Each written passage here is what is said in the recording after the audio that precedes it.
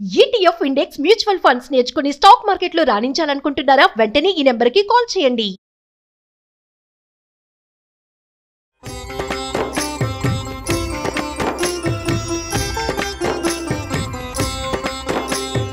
నమస్కారం. విష్ణు పురాణం 22వ భాగంలోకి వచ్చామండి. ఇంచుమించు మనం భాగవత కథాసుధలో వినేటువంటి కృష్ణగాథలనే ఇప్పుడు కూడా మనం వింటున్నాం. కృష్ణుని శైశవ గాథల్లో ఉన్నాం.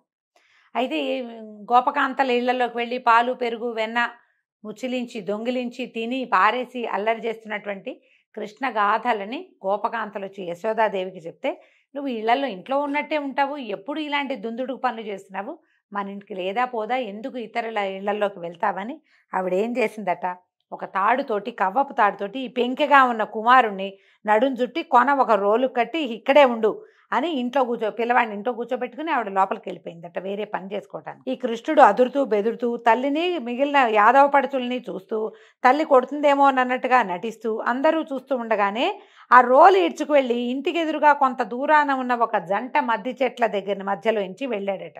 ఆ ఈడవటం వల్ల ఈ రోలు ఒత్తుకుని ఆ రెండు మద్ది చెట్లు విరిగి పడిపోయాయి. ఆ పడటం పెద్ద మోత.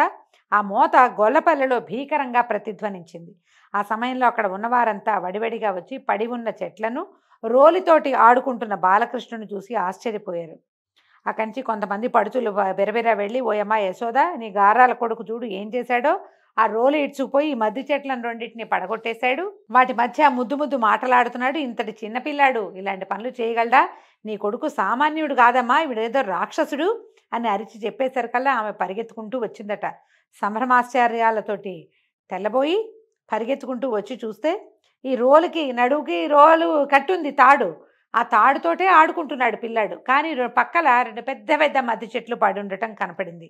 తెల్లబోయి, అమ్మ బాబోయ్, ఇంకా కొంచెం ఏదైనా సమస్య వచ్చేదని భావించి పిల్లాడికి దిష్టి తీసి ఆనంద బాష్పాలతోటి అభిషేకం చేసిందట. దామం ఉదరబంధంగా కలవాడయ్యాడు కాబట్టి కృష్ణునికి అదొక పేరుగా మారింది. దామోదర లీల అని చెప్తారు దీన్ని. ఈ దామోదర లీలతోటి ఈ దశలో ఈ గొల్లలంతా భయపడ్డారట, యాదవులంతా.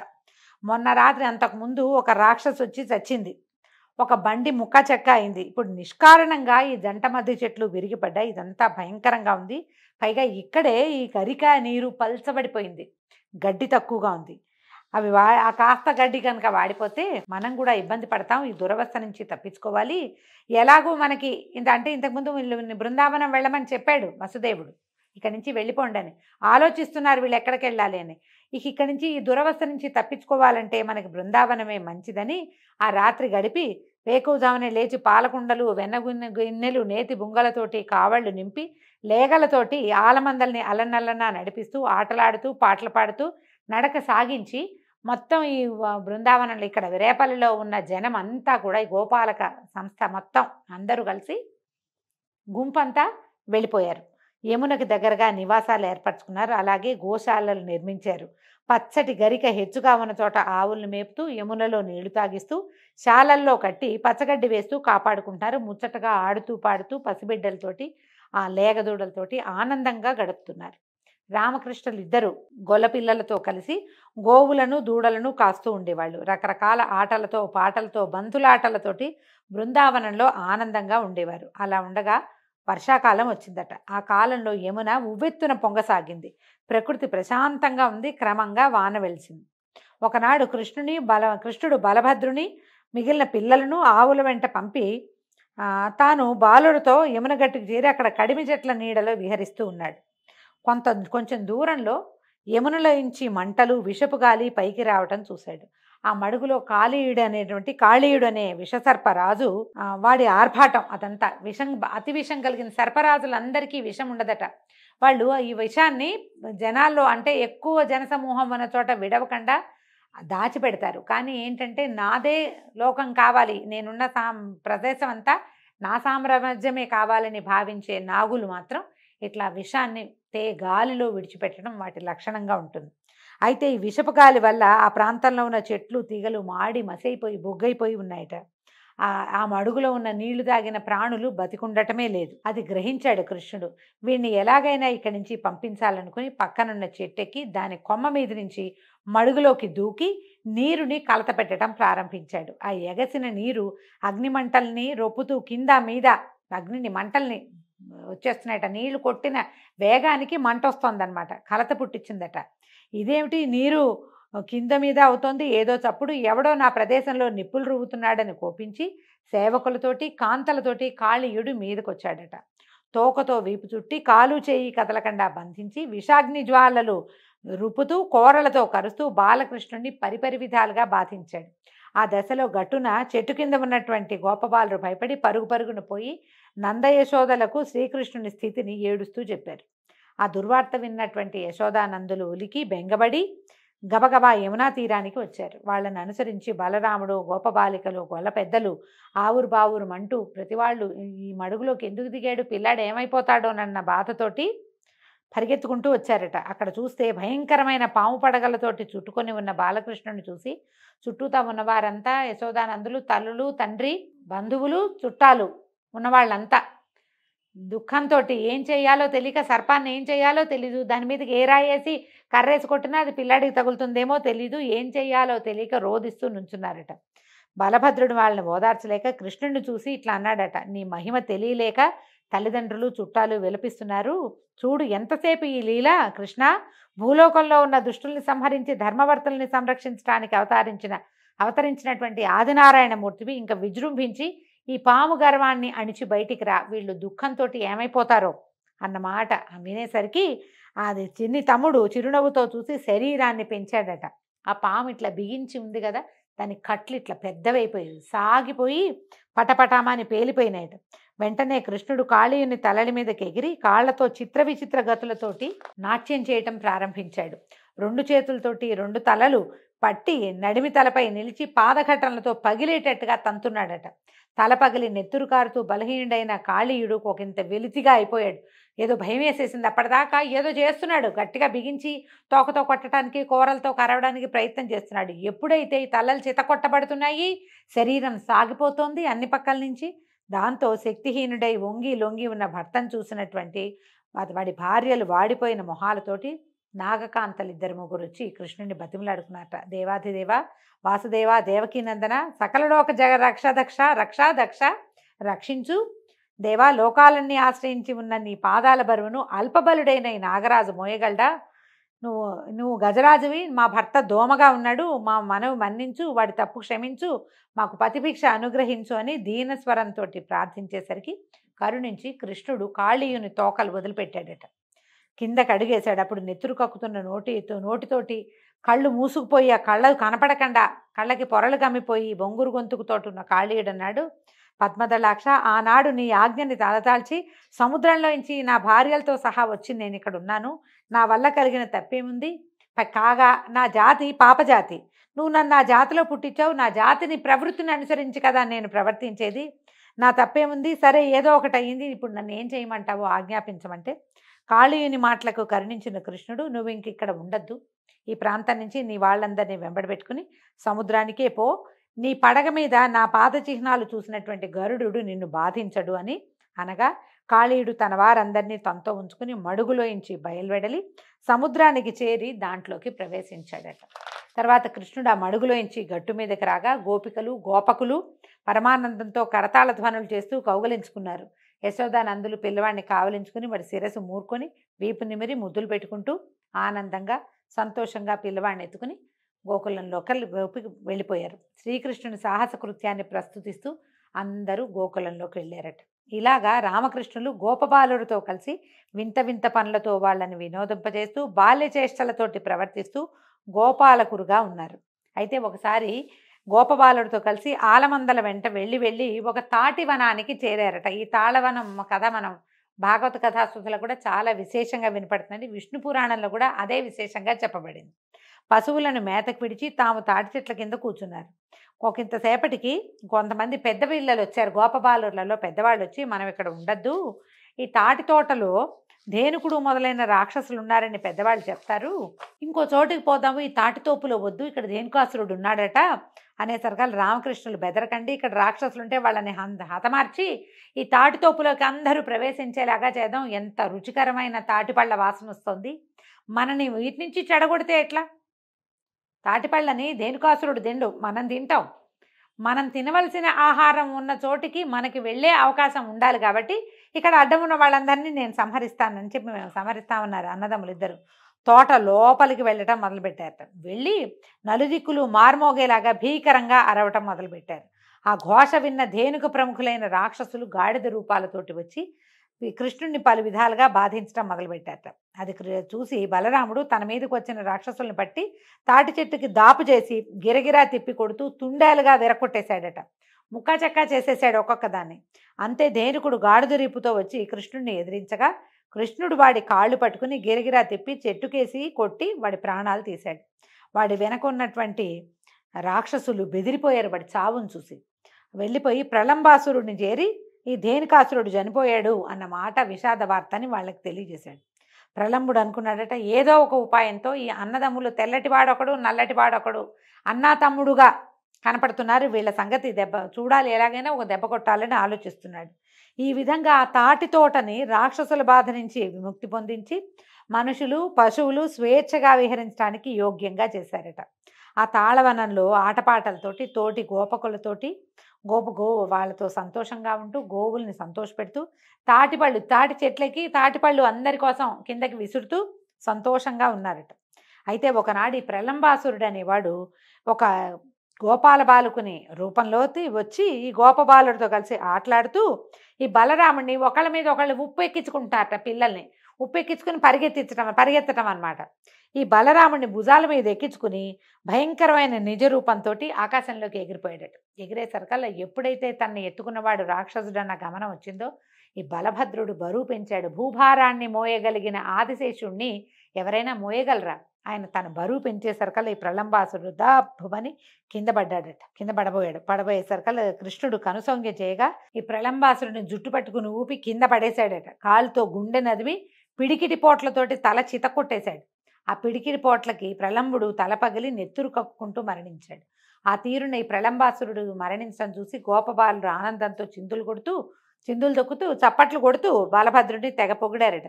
ఈ పొద్దుపోయే సమయానికి అందరూ గోకులానికి చేరి బలరాముడి చేత ప్రళంబుడు ఎలా మరణించాడో కథలుగా వినిపించారు పిల్లలు. అది విన్నటువంటి పెద్దవాళ్ళంతా ఆశ్చర్యానంద పరవశులయ్యారు. ఈ విధంగా రామకృష్ణులు ఇద్దరు ఆశ్చర్యకరంగా అందరికీ ఆనందంగా ప్రవర్తిస్తూ ఉన్నారు. ఇలా ఉండగా కొంతకాలానికి శరత్కాలం వచ్చిందట.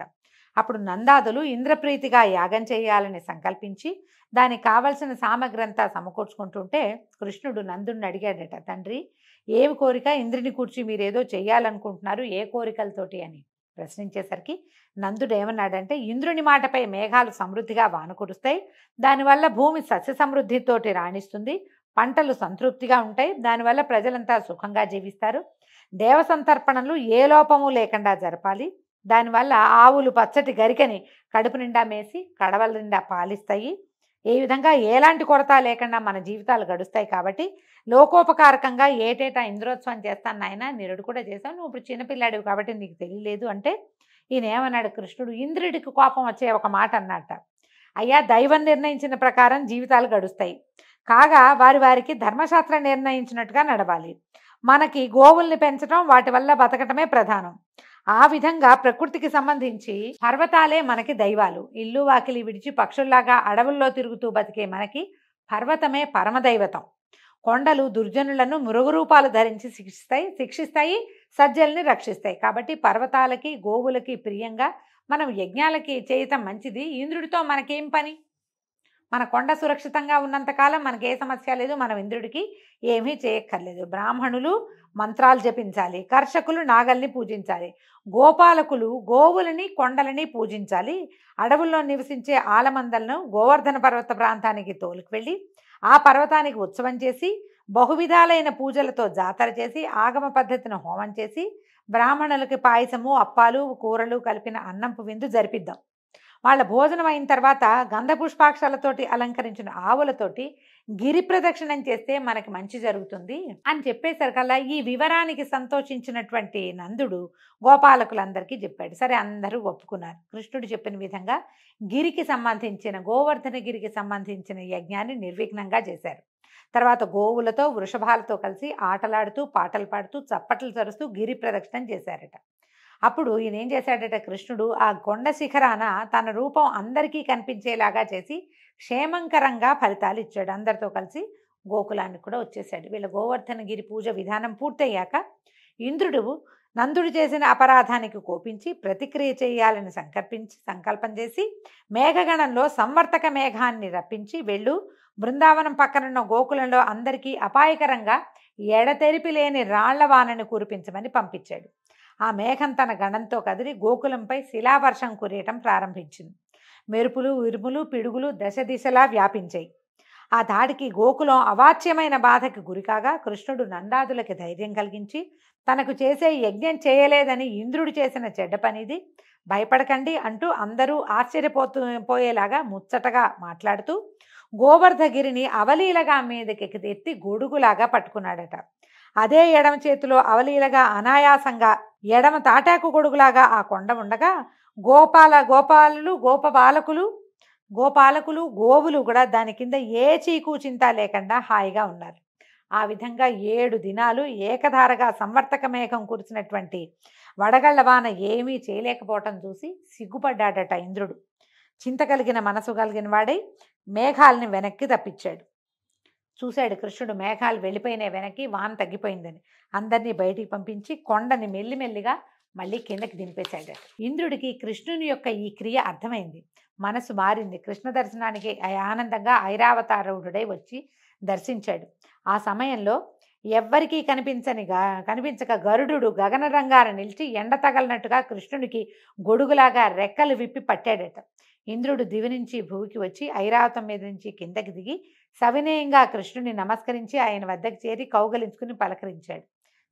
సంభాషణ మొదలుపెట్టాడట. నందనందన, అతి బలిష్ఠులైన దానవులకు కూడా కదల్చటానికి సాధ్యం కాని, దేవతలకి కూడా చూడడం శక్యం కాని కొండను అవలీలగా పెళ్లగించి పైకెత్తి ఎడమ చేత 7 దినాలు భరించి గోపికాగోపకులకు రాళ్లవాన వల్ల ఏ బాధ లేకుండా కాపాడావు.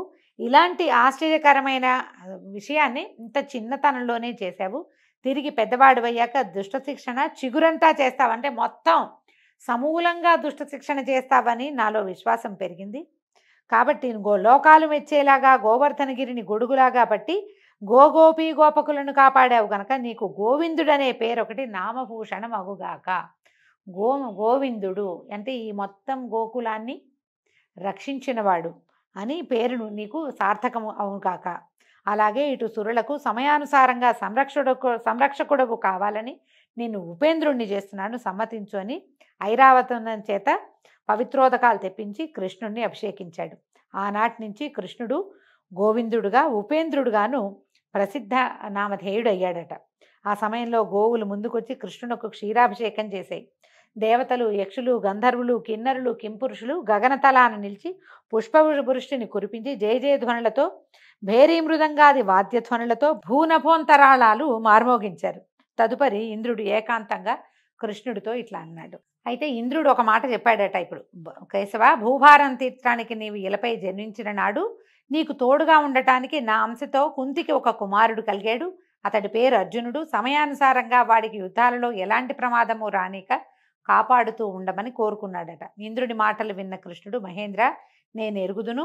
అర్జునునకు నా చేయూత ఎప్పుడూ ఉంటుంది. అంతేకాదు పాండవులకు కౌరవులకు ఒక కలహం చెలరేగబోతోంది.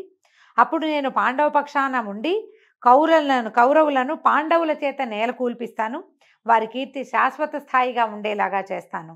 ప్రస్తుతం ఈ కంసాదులను కడతేర్చాలి. తర్వాత పాండవుల సమయం, ఇప్పుడు కాదు. దుష్ట శిక్షణ, శిష్ట శిక్షణ తప్పకుండా జరుగుతుంది. నువ్వు అర్జునుడి కోసం ఎటువంటి కలత పడద్దు అని చెప్పిది ఈ ఇంద్రుడట. అంటే మరి దీన్ని ఎందుకు చూపించారో, ఇది జరగబోతోందని చెప్పించారనమాట. కృష్ణుడికి తెలియకుండా ఏం జరిగింది, ఆయనే ఆజ్ఞించాడు. మహావిష్ణువే దేవాదులందరినీ భూలోకంలో జన్మించండి అని చెప్పాడు కదా. వాళ్ళ అంశమాత్రాలతోటి కుమారులుగా కొంతమంది జన్మించారు. అయితే ఇంద్రుడు ఆనందంగా శ్రీకృష్ణుని వేడుకొని ఆయనకి నమస్కారాలు చేస్తూ వెళ్ళిపోయాడట. కొంతసేపటికి గొల్లల పెద్దలు కృష్ణుని వద్దకు వచ్చి, కృష్ణ, దేవతలు కూడా చేయలేని పనులు ఇంత చిన్న వయసులో నువ్వు చేయటం ఆశ్చర్యంగా ఉంది. అంతకంతకు తేలికగా పైకెత్తి గొడుగులాగా పెట్టి ఈ గోవర్ధనగిరిని మమ్మల్ని అందరినీ రక్షించావు. అయితే నువ్వు ఎవరో చెప్పు అని అడిగితే అప్పుడు శ్రీకృష్ణుడు తన అవతార విశేషాన్ని మాయా విలాసంగా ఈ గోకులంలో ఉన్న పెద్దలకి తెలియజేశాడట. అయితే మాయ అవటం వల్ల వాళ్ళు తెలుసుకున్నా కూడా తర్వాత మళ్ళీ మర్చిపోయి కృష్ణుడు తమ వాడని, తమ ఇంట నందుని ఇంట పుట్టిన పసివాడుగానే భావించి ఆ విష్ణుమాయా విలాసంలో తేలిపోతూ ఉండిపోయారట. దీంతో ఈరోజు కథ పూర్తయిందండి. రేపు ఉదయం మళ్ళీ తర్వాయి భాగంతో కలుసుకుందాము. నమస్కారం.